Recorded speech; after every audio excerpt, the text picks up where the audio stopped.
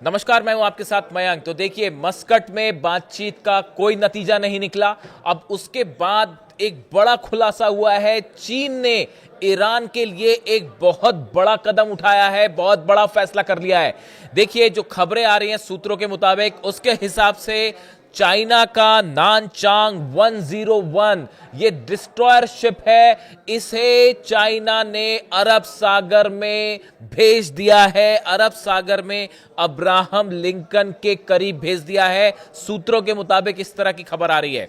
देखिए, ये जो नानचांग शिप है चाइना का, ये बेहद घातक शिप माना जाता है और इसके लिए कहा जाता है कि ये जो है दुनिया के सबसे शक्तिशाली युद्धपोतों में से यानी डिस्ट्रॉयर्स में से एक है। हमने देखा पिछले 6 महीने में चीन ने कई बड़े कदम उठाए हैं ईरान की मदद करने के लिए। आपने तस्वीरें देखी होंगी किस तरह से 16 कार्गो जेट्स जो है वो तेहरान में लैंड करते हैं और जिसमें ये कहा गया कि जो है काफ़ी सारे हथियार आए हैं ईरान के लिए। ये कहा गया कि चाइना ने अपना डिफेंस सिस्टम भी दे दिया है ईरान को, जो कि ईरान ने कई जगह तैनात भी कर दिया। इस तरह की खबरें आई। हालांकि इस बात को लेकर अभी भी एक दिलचस्पी बनी हुई है कि आखिर वो कौन से हथियार हैं जो चीन ने सप्लाई किए ईरान को। इस तरह की तमाम अटकलें हैं। डिफेंस सिस्टम की बात हुई, कई मिसाइल्स की बात हुई। ये बात तो साफ हो चुकी है कि जो एंटी शिप मिसाइल्स हैं वो चाइना ने प्रोवाइड की ईरान को, जो कि फारस की खाड़ी में कई जहाजों पर तैनात कर दी गई और उनका टेस्ट भी किया है ईरान ने फारस की खाड़ी में, जो मिसाइल टेस्ट हुए। लेकिन अब इस बीच जो ये खबर है, ये बेहद कान खड़े करने वाली खबर है अमेरिका के लिए। ये जो नानचांग 101 शिप है डिस्ट्रॉयर चाइना का, देखिए ये 13,000 टन से ज्यादा का वजन इस शिप का है। यानी देखिए बेहद भारी भरकम शिप है ये। और ये सबसे ज़्यादा बताया जाता है कि डेडली जो है वो युद्धपोतों में से, डिस्ट्रॉयर्स में से एक है और 112 वर्टिकल लॉन्च सेल से लेस है। देखिए इसमें 112 वर्टिकल लॉन्च सेल्स हैं। मैं आपको आसान भाषा में समझाऊं कि ये वर्टिकल लॉन्च सेल्स क्या होते हैं। किसी भी जहाज में जो डिस्ट्रॉयर्स होते हैं उसमें जो मिसाइल्स फायर होती है, देखिए जहाज में से वर्टिकल मिसाइल्स निकलती हैं जो कि सीधा शिप से लॉन्च होती हैं।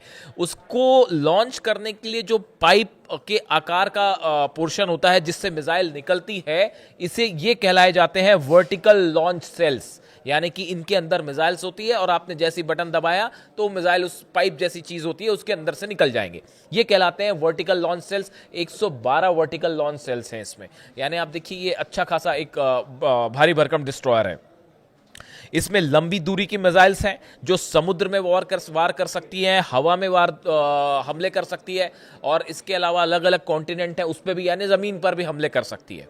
अब देखिए ये सब मैं क्यों बता रहा हूँ, ये इसलिए अहम है क्योंकि कई सारे जो नेवी से जुड़े एक्सपर्ट्स हैं, वाटर जो वॉर्स होते हैं इनसे जुड़े जो एक्सपर्ट्स हैं, मैरीटाइम एक्सपर्ट्स हैं, उनका कहना ऐसा है कि क्या चाइना ने इशारों इशारों में अमेरिका को यह संदेश दे दिया है कि अगर अब्राहम लिंकन से किसी भी तरह का हमला होता है ईरान पर तो पीछे से चाइना मदद के लिए खड़ा है और अगर आपके डिस्ट्रॉयर्स हैं तो हमारे भी डिस्ट्रॉयर्स वहां पे तैनात हैं। इसका संदेश ये माना जा रहा है। देखिए ये जो जहाज है ये अरब सागर में अक्सर प्रैक्टिस करता है और हिंद महासागर में भी होता है, इस तरह से इसका वो होता है। लेकिन इस समय फिलहाल जो हालात हैं इसमें ओमान की खाड़ी में जो इलाका ओमान की खाड़ी का है ये बेहद अहम हो गया है। पहले जो अब्राहम लिंकन है वो ओमान की खाड़ी में ही था, फारस की तरफ आगे बढ़ रहा था, लेकिन उसके बाद जिस तरह से मिसाइल परीक्षण हुए एक के बाद एक फारस की खाड़ी में, इसकी वजह से अब्राहम लिंकन को पीछे आना पड़ा, अरब सागर में आना पड़ा। अब ये भी अरब सागर में है और जो जानकारी आई उसके मुताबिक चाइना का ये शिप भी जो है वो अरब सागर की तरफ अब रवाना कर दिया गया है। देखिए इसमें जो है YJ-21 hypersonic anti ship missiles हैं इसमें, जो कि अगर फायर की जाए तो किसी भी जहाज को वो डुबो सकती हैं। तो इस लिहाज से ये एक बड़ा कदम माना जा रहा है। पिछली जो सीरीज है उसमें हमने देखा कि सैटेलाइट से चाइना मदद कर रहा है। एक एक जानकारी मैं आपको बता चुका हूं, कौन से अमेरिका के बेस पे कितने प्लेन्स हैं, कहां कहां वॉरशिप्स तैनात हैं, सब कुछ जानकारी चाइना दे रहा है। यहां तक कि जो बताया गया कि शाहिद ड्रोन जो कि अब्राहम लिंकन के करीब पहुंच गया था, देखिए उसको, उस ड्रोन को ओमान की खाड़ी में या अरब सागर में इतने करीब पहुंचना अब्राहम लिंकन के, ये बिना सैटेलाइट की मदद के संभव नहीं है। और ये बताया जा रहा है कि चीन ने बड़ी मदद करी ईरान की, और उसी के जरिए ये शाहिद ड्रोन जो है वो अब्राहम लिंकन के बेहद करीब पहुंच गया था, और जिसकी वजह से फिर उसको गिराना पड़ गया। मैसेज साफ है कि ईरान के जो ड्रोन्स हैं वो सीधा अब्राहम लिंकन तक अब जा सकते हैं। इसमें बड़ी भूमिका जो है वो चीन की है, जैसा बताया जा रहा है। अब देखिए, आखिर चीन ने ये इतना बड़ा स्टेप ईरान के लिए क्यों लिया है, ये समझना बेहद ज़रूरी है। देखिए, वेनेजुएला से जो ऑयल सप्लाई हो रहा था चाइना को, चाइना का बड़ा ऑयल का मार्केट था जो कि वेनेजुएला से जा रहा था, अमेरिका ने उसे रोक दिया। अब अमेरिका ने उसे तो रोक ही दिया, अब अमेरिका ये भी चाहता है कि चाइना ईरान से कोई तेल ना खरीदे। अब ये भी चल रहा है खेल कि जो है आप ईरान से भी तेल ना खरीदो। चीन ने साफ मना कर दिया कि साहब हम किसी सूरत में ईरान से तेल खरीदना बंद नहीं करेंगे, और चाहे अब इसके लिए जंग करनी पड़ जाए। ये मैसेज बड़ा साफ है। देखिए, हाल ही में डोनाल्ड ट्रंप की आपने देखा होगा, खबर पड़ी होगी कि डोनाल्ड ट्रंप की शी जिनपिंग से फोन पर बात होती है। फोन पर बात हुई, फोन पर बात होने के बाद डोनाल्ड ट्रंप ने अपने बयान जारी किए। उनका जो सोशल मीडिया हैंडल है उस पर उन्होंने बयान जारी किया, और उसमें उन्होंने कई सारी बातें कही कि चीन के साथ जो है कई मुद्दों पर बात हुई। इसमें ईरान का भी जिक्र था कि हमने ईरान को लेकर डिटेल में बात की है, और ऐसे कई मुद्दे हैं जिनको लेकर बात हुई कि उन्होंने बड़ी लंबी लिस्ट गिनाई। लेकिन उसके बाद चीन की तरफ से, जो चीन का मुखपत्र है ऑफिशियल, उसमें जो बयान आया या चीन की तरफ से ये कहा गया कि अमेरिका के साथ या डोनाल्ड ट्रंप के साथ इन मुद्दों पर बहुत ज़्यादा विस्तार से बात नहीं हुई है, और ना ही जो उन्होंने लिस्ट गिनाई इसमें कई मुद्दे ऐसे हैं जिन पर चीन ने कहा कि कोई बात नहीं हुई। यानी एक प्रकार से ट्रंप के जो दावे थे उनका बड़ा खंडन किया चाइना ने अपने बयान में।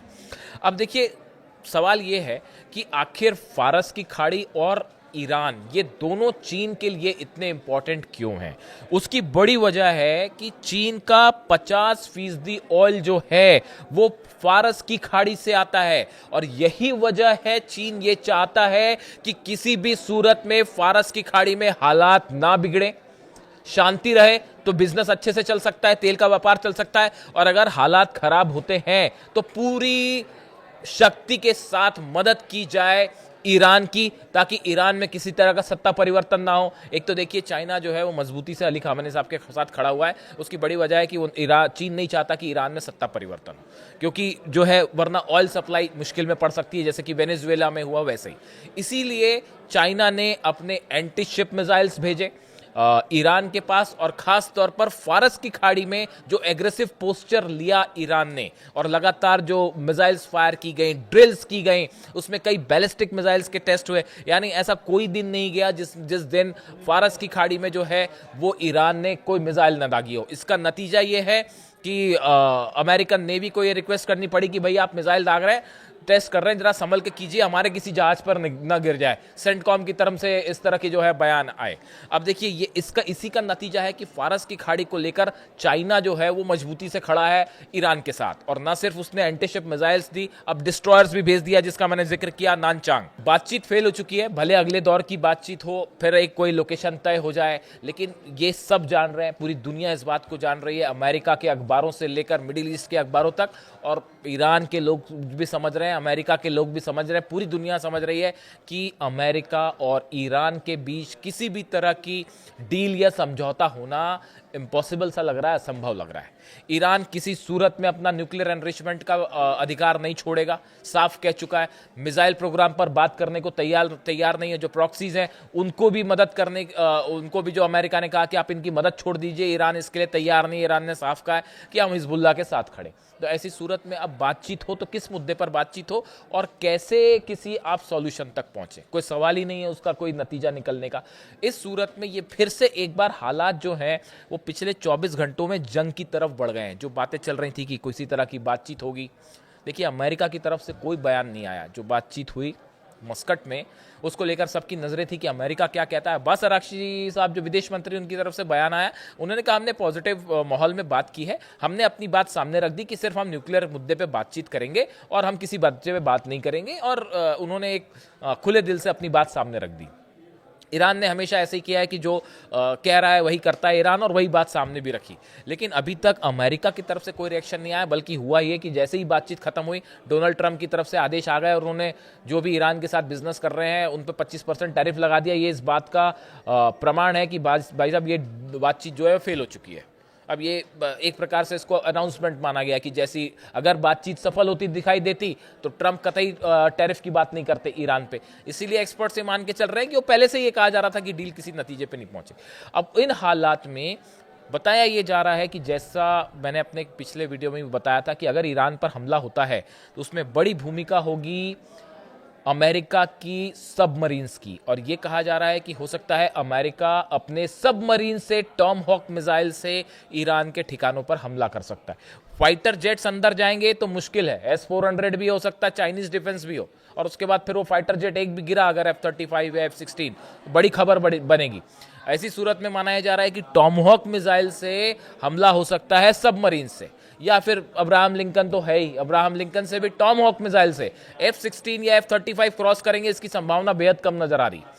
तो अब मिसाइल से हमला होता है, इस सूरत में समंदर में बड़ी जंग हो सकती है। और यही वजह है जो चीन ने जो एंटी शिप मिसाइल्स भेजे कार्गो जेट से, चाइना ने अपना जो है नानचांग भेज दिया है 101 मदद के लिए। कई और चीन के डिस्ट्रॉयर्स जो प्रैक्टिस करने साउथ अफ्रीका गए थे वो अभी वापस ही नहीं पहुंचे हैं, वो रास्ते में मंडरा रहे हैं। ये भी देखिए, रूस और चीन दोनों की ईरान के साथ बड़ी जो एक्सरसाइज हुई साउथ अफ्रीका में, उसके बाद जो डिस्ट्रॉयर्स वहां गए थे प्रैक्टिस के लिए वो अभी वापस नहीं पहुंचे, वो रास्ते में ही है। उनको चाइना और रशिया दोनों ने रास्ते में रखा है कि भाई जरूरत पड़ जाए तो जो है वो अगर जंग हो जाती है तो इस बार मदद की जाए ईरान की, ये फैसला हो चुका है। इस सूरत में चीन और रूस दोनों मजबूती के साथ खड़े हैं और इसीलिए कहा जा रहा है कि इस बार जंग हुई तो ये जंग जो है पूरे मिडिल ईस्ट से एक बड़े युद्ध की शुरुआत होगी।